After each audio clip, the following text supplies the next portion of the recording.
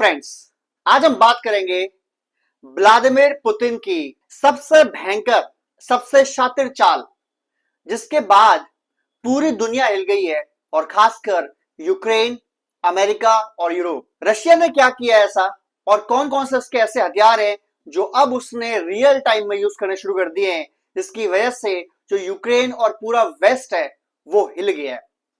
इसके बारे में डिटेल में बात करेंगे आज। सबसे पहले आपको पता है कि लोहांस्क, डोनेस्क, जपोरोजिया, ये सारा ऑलमोस्ट एरिया जो है वो पुतिन ने रशिया में कब्जा कर रखा है, यानी रशिया ने कब्जा कर रखा है यूक्रेन का। तकरीबन 22 से 23% हिस्सा कब्जा कर रखा है। अब लड़ाई क्या चल रही थी? डोनेस्क के अंदर के पार्ट में जो यूक्रेन का बचा हुआ हिस्सा था वहां लड़ाई चल रही है और बहुत जल्दी रशिया से कब्जा कर लेगा ऐसा बता रहे थे। रशिया ने डिक्लेयर किया कि हमने यूक्रेन के 10,000 फौजी घेर लिए, सराउंड कर लिए, यानी रशिया ने अपने 80,000 फौजी भेजे हैं और चार तरफ से उनको घेर लिया है और बीच में फंस गए वो 10,000 सैनिक। और रशिया ने बोला है अगर विदेशी मीडिया, इंटरनेशनल मीडिया चाहे तो वेरीफाई कर सकती है, यहां आके बात कर सकती है यूक्रेनियन सैनिकों से, और अब या तो ये सरेंडर करेंगे या ये मरेंगे, दो में से एक काम होगा। और इसके बाद यूक्रेन का जो खुफिया एजेंसीज हैं वो परेशान होगी और ऊपर से अब यहां एक दो सवाल उठने लाजमी हो गए हैं, जो उठ भी रहे हैं, कि यूक्रेन फौज का जो जनरल है, जो वहां पोस्टेड था डोनेस्क के अंदर, जहां 10,000 फौजी थे और चारों तरफ से रशियन ने घेर लिया और उस जनरल को पता भी नहीं लगा। ये थोड़ी हैरान करने वाली बात है।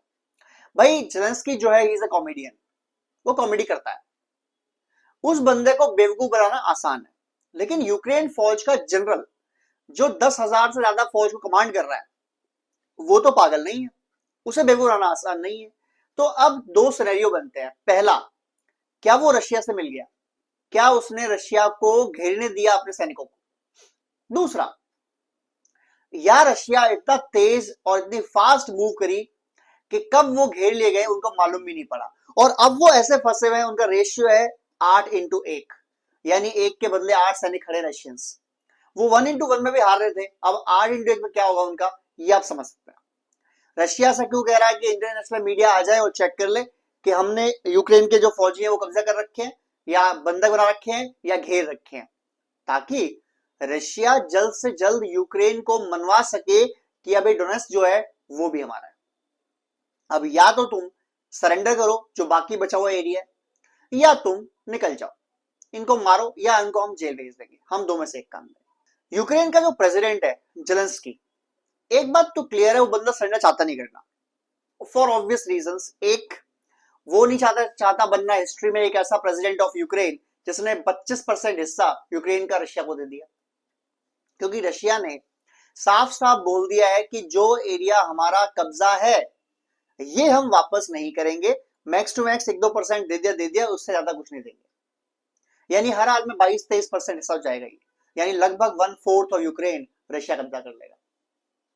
तो ऐसा प्रेसिडेंट बनना नहीं चाहता जो उस डील पर साइन करे जहां रशिया यूक्रेन का हिस्सा जाए।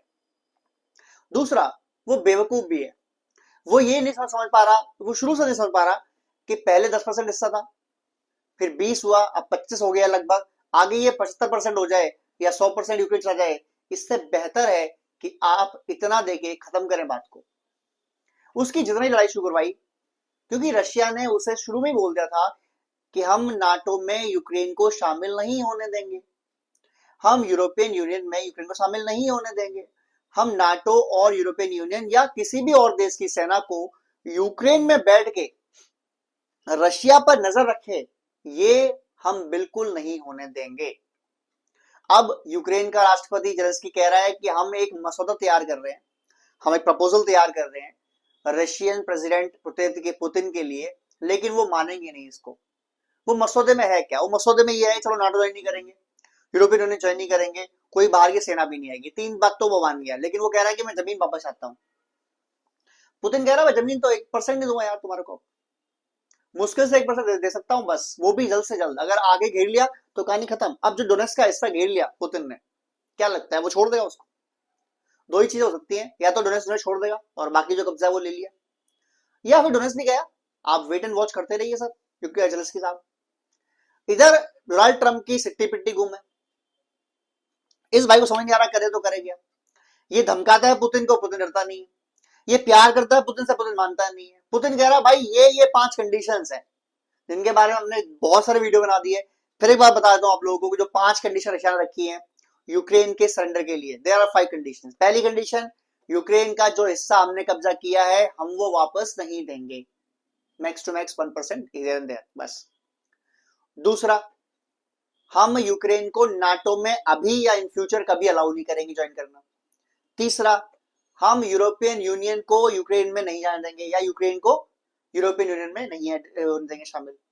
चौथा, कोई भी विदेशी सेना यूक्रेन में नहीं आएगी अभी ना भविष्य में। और पांचवा, यूक्रेन का राष्ट्रपति चेंज होगा, ये नहीं रहेगा जेलेंस्की। चलो 5 पॉइंट पे शायद पुतिन मान भी जाएगी, चलो नहीं जेलेंस्की बैठा रहे कोई दिक्कत नहीं है, बट बाकी 4 पॉइंट पे पुतिन नहीं हिलने वाला, कुछ भी हो जाए। अब जो प्रेसिडेंट अमेरिका के हैं ट्रंप, एक तो वो आधा पागल बात बंदा है। वो सुबह क्या बोलता है शाम में क्या बोल देगा पता नहीं भाई, किसी को नहीं पता। उसे खुद को भी नहीं पता होता कि वो सुबह क्या बोला था, ठीक है। तो ये बंदा परेशान इसलिए है कि यार धमकाता हूं तो मानता नहीं, डरता नहीं है ये पुतिन। लड़ने पहुंचता हूं तो मैं फंस जाऊंगा, ठीक है। उसके रीजंस हैं, for obvious reasons. Vladimir Putin ने अपने न्यू वेपन टेक्नोलॉजी सारी टेस्ट कर लिया बैटलफील्ड में। और किसके अगेंस्ट टेस्ट किए? यूएस के अगेंस्ट, और ऑलमोस्ट सारे जीत रहे हैं। अभी ऑर्सनिक मिसाइल जो थी, जिसकी सुपरसोनिक मिसाइल है, सुपरसोनिक क्रूज मिसाइल है, जिससे पूरा यूक्रेन परेशान है। वो यूएस के थार रडार सिस्टम या कोई भी रडार सिस्टम पकड़ना इम्पॉसिबल है। वो लगातार बमबारी कर रहा था ऑर्सनिक से और 2-3 और किंजल मिसाइल से, इनसे बेहतरीन मार रहा था। और यूक्रेन वाले इतने डिफेंस सिस्टम लगाने के बावजूद रोक नहीं पा रहे थे। इतने में उन्होंने एक नई मिसाइल और लॉन्च कर दी, बुरेवेस्तनिक या बरवेस्तनिक। ये क्या है? अब ये इतना लो फ्लाई करता है और लगभग, एक तो ये न्यूक्लियर वेपन होल्ड कर सकता है, यानी न्यूक्लियर वेपन मार सकता है। दूसरा, ये चलता भी न्यूक्लियर वेपन से ही है, इंजन भी न्यूक्लियर वेपन का ही है, यानी ये 18-18 20 घंटे फ्लाई कर सकती है मिसाइल और फिर मार सकती है। यानी पूरी वर्ल्ड का चक्कर मार के और फिर हिट कर देगी। तो आप इसे रोक नहीं सकते। फ्लाई इतना नीचे करती है पकड़ में नहीं आएगी रडार के, और ऊपर निकल जाती है, जैसे रेंज से रडार पकड़ता है ना, उससे ऊपर निकल जाती है और फिर वापस नीचे हिट करती है। जैसे रॉकेट जाते हैं ना, रॉकेट ऊपर गया, एक रेंज के बाहर निकल गया, उसके बाद नीचे आया, ऐसे कर सकते हैं मिसाइल ये। तो ये जो बुरेवेस्तनिक है, इसके बाद पूरे हाल बुरे हो चुके हैं। बुरेवेस्तनिक मिसाइल के बाद, रशिया के बाद, सारे यूक्रेन कंट्रीज, सारे यूरोपियन यूनियन कंट्रीज और सारे यूएस कंट्रीज, ये सब परेशान है यार कि यार रशिया का ये जो बुरेवेस्तनिक मिसाइल है तो बाकी बहुत बुरा है, इसकी तो पकड़ ही नहीं हमारे पास, तोड़ ही नहीं हमारे पास। अब पुतिन चल रहा है चालें अपनी। उसने यूं बिछाया कैरम का चार्ट, एक चेस का चार्ट, और उसने कहा ठीक है यार एक काम करो, डोनेट्स में घेरो इनको, कि सरेंडर नहीं कर रहे ना, कराओ सरेंडर इनका, या सरेंडर कराओ या पूरा पूरा एरिया कब्जा करो एक बार में, यानी कि एक बार में पूरी स्टेट खाओ, खत्म करो।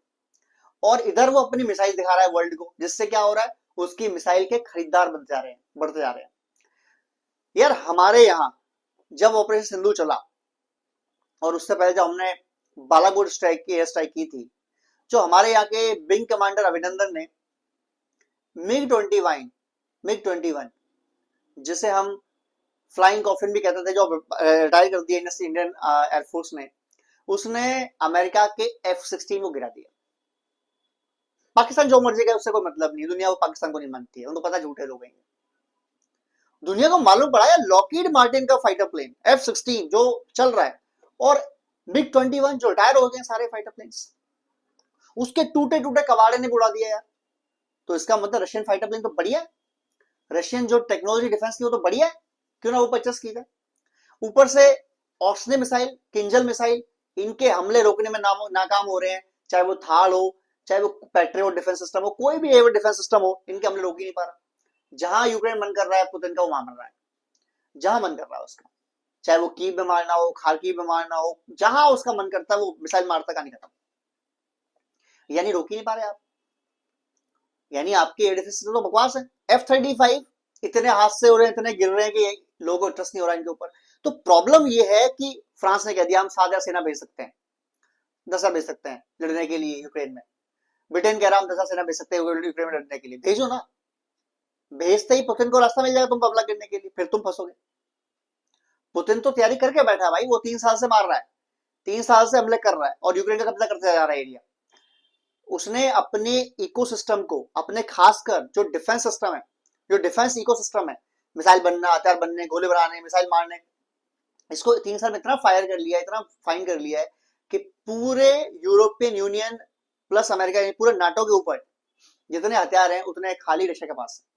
यानी पुतिन रेडी है बिल्कुल, अगर जंग होगी नाटो से तो बिल्कुल रेडी है वो। और अभी नाटो के देशों को लड़ाई को रेडी करने के लिए अपने आप को काफी टाइम लगेगा, क्योंकि इनमें लड़ने वाले देश तो 5-7 ही है, 8 ही है, बाकी सब तो ऐसे ही है जो शामिल हो गए, सेफ्टी कर लिया अपने पास, दैट्स इट। तो हथियार मैन्युफैक्चरिंग कर सकते नहीं इतनी। और हथियार मैन्युफैक्चरिंग, लड़ाई कैसे चलती है? लड़ाई चलती है डेली, महीनों, सालों। अब पुतिन लड़ रहा 3 साल से यूक्रेन में, ये 3 साल लड़ लेंगे क्या? जितना इकोनॉमी डैमेज होगा, जितना चीज डैमेज होगा, क्या ये झेल लेंगे क्या? नहीं झेल सकते हैं। तो अब क्या प्रॉब्लम हो रही है? यूक्रेन के ऊपर दबाव बना जा रहा है। अमेरिका तो कह रहा है, ट्रम्प कह रहा है भाई तू कर दे, खत्म कर यार, लड़ाई खत्म कर। चल इसकी मान नहीं रहा। ऊपर से यूरोपियन यूनियन कह रही है मत मान भाई, मत मान, हम हथियार देंगे, हम पैसे देंगे, हम लोग देंगे। भेज ही रहे हैं, भेज से बता ही रहे हैं, पैसे भेज रहे हैं, पर लोग नहीं भेज रहे हैं, अपनी सेना नहीं भेज रही है। क्योंकि तो सेना भेजते ही आपने पुतिन पर या रशिया पर हमला शुरू कर दिया, ऐसा माना जाएगा। और उस केस में फिर आपके जो सिटीज हैं वो उसकी रेंज में आ जाएंगे। यानी पुतिन और रशिया के लिए फिर आपके ऊपर हमला करना लीगल हो जाएगा, क्योंकि आपने पहले हमला किया यार। बात समझ रहे ना आप? तो अब क्या तरीका है? ये पुतिन खेल रहा है पूरा चेस बोर्ड के गेम। एक तरफ यूक्रेन को पीटा से पकड़ के अच्छे से, वो बाकी में बिछाने की चाल है। अगर नाटो फंसता है जाल में, तो नाटो के कई सारे देश जो पड़ोसी हैं इस टाइम रशिया के, उनको रशिया खा जाएगा। जैसे लिथुआनिया है, वो निपटा देगा उनको, बहुत जल्दी मार गिराएगा, क्योंकि उनके पास अपनी सेफ्टी कुछ है ही नहीं। हाँ, पोलैंड एक हथियार की सेना अच्छी है, वो लड़ सकते हैं, पर एक ही लड़ सकता है पोलैंड, बाकी कौन लड़ेगा? पूरे यूरोप में कौन लड़ेगा? या यूके या फ्रांस, दैट्स इट, या स्पेन या इटली। बाकी बाकी कहाँ जाएंगे? खत्म। वो वाइप आउट कर देगा, बिल्कुल बिल्कुल वाइप आउट कर देगा। पुतिन चल रहा है चालें, या तो उसको यूक्रेन का हिस्सा दे दो और लड़ाई खत्म करो। यूरोपियन यूनियन वाले कह रहे हैं कि यार यार हमें कुछ भरपाई करो इसकी, हमारे हथियार गए, हमारे पैसे गए। रशिया कह रहा है जंग तुमने शुरू करवाई यार, मैं तुमको पैसे क्यों दूंगा? ऊपर से मेरे को पैसे चाहिए, तो मैंने जो एरिया कब्जा कर रखा है ये पैसे के बदले हो गया, क्योंकि मेरे इतने हथियार गए हैं, मेरे इतने लोग मरे हैं, और मेरे इतने सारे बिजनेस का नुकसान हुआ है। भरपाई कौन करेगा? ये करेगा यूक्रेन। यानी ये जो एरिया है उसके जो जो भी चीजें हैं, पेट्रोल, डीजल, न्यूक्लियर रिएक्टर्स, खनिज, जो कुछ भी है, सब रशिया ले ले, सब रशिया ले, सब A to Z, और उससे करेगा अपनी भरपाई वो। तो या तो यूक्रेन लड़ता रहे और लड़ते लड़ते खत्म हो जाए, या फिर रुक जाए, या फिर रुक जाए। मैं सजेस्ट करूंगा कि भैया यूक्रेन, तेरे पास कोई भी ऐसा हथियार नहीं है जो पुतिन के को लड़ाई कर सके। दूसरों के हथियार के ऊपर लड़ाई कर रहे हो यार तुम। 3 साल में उन्होंने हथियार भेजे नहीं है, और 3 साल भेजेंगे नहीं। तुम्हारा 25% हिस्सा जा चुका है, 50% का जाएगा, फिर तुम क्या ही करोगे तुम यार? और 25-30% का हिस्सा जो जाता है ना, वो और फास्ट जाता है, स्लो जाता है, क्योंकि आपके लोग बहुत मर चुके, हथियार बहुत वेस्ट हो चुके, पैसे बहुत खत्म हो चुके। क्या करोगे तुम? क्या करोगे तुम? कहां से लाओगे इतने वेपन्स? और जो सपोर्ट कर रहे थे वो पीछे हटते जाएंगे क्या करके? तो पीछे, क्योंकि कोई भी आपके लिए इतना खर्च कैसे कर सकता है? अगर किसी देश को आपको फंड करना है, तो पैसे तो उसके देश के जनता के है ना, उनको अपना देश तो देखना है। कल को पुतिन का मूड घूम गया और बोला एक बार हेलो बोल के आओ जरा इनको, ये क्यों इतना उछल रहे हैं, तो कहानी खत्म हो जाती है उनकी तो। और नेक्स्ट नंबर पोलैंड का लगेगा, क्योंकि पोलैंड क्या बोल रहा है, हम मार के गिरा देंगे यूक्रेन रशियन प्रेसिडेंट को, फाइटर प्लेन को, जेट को, जो भी जाएगा हमारे ऊपर से, हम उसे निकाल मार गिरा देंगे या हम अरेस्ट कर लेंगे। इतनी औकात तो नहीं किसी की है, तो इतनी औकात तो अमेरिकन प्रेसिडेंट की नहीं हुई कि उसने लास्ट का बुलाया वहां अरेस्ट कर लेता उसको। तो तुम्हारी क्या औकात है यार पोलैंड वालों? क्यों पंगे ले रहे हो फालतू में? ये नाटो भी साफ हो जाएगा, लड़ाई कर लेगा उससे तो। और नाटो में आधे देश तो वैसे रहने से मना कर देंगे, उस टाइम मना कर देंगे, हम तो है ही नहीं, साथ ही नहीं, sorry, we are not part of it, खत्म बात, हम तो छोड़ रहे हैं नाटो, दैट्स इट। फिर क्या कर लोगे? क्योंकि जब यूएस के प्रेसिडेंट ट्रम्प ने बोला कि तेल वेल मत लो, चीजें मत लो, तो नाटो के ही 2-3 देशों ने, जिनमें इंक्लूडिंग हंगरी, लिथुआनिया, जो लिथुआनिया है वो, हंगरी, और भी 1-2 बड़े देश हैं, उन्होंने कहा हम तो लेंगे यार, हमारे फायदे में, हम क्यों लेंगे? बगल में हमारे से ज्यादा गैस और पेट्रोल मिल रही है, हम क्यों नहीं लेंगे? हम तो लेंगे, बिजनेस करेंगे।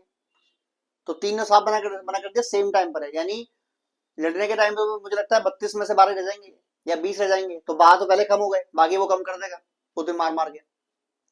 पुतिन का गेम चला शानदार, और ईरान ने उसने एक गेम कर दी है।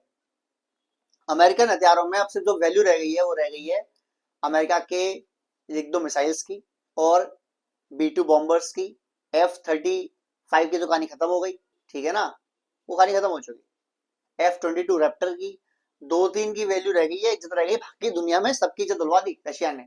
और रशियंस के जो हथियार है उनकी वैल्यू बढ़ती जा रही है, मार्केट बढ़ता जा रहा है उनका, क्योंकि वो रियल टाइम में दिखा रहे हैं कि हमने देखो ये मार दिया, हमने वो देखो वो मार दिया, हमने वो गिराया, हमने यहाँ मारा, हमने जीत लिया because of this missile, because of that bomb. फिर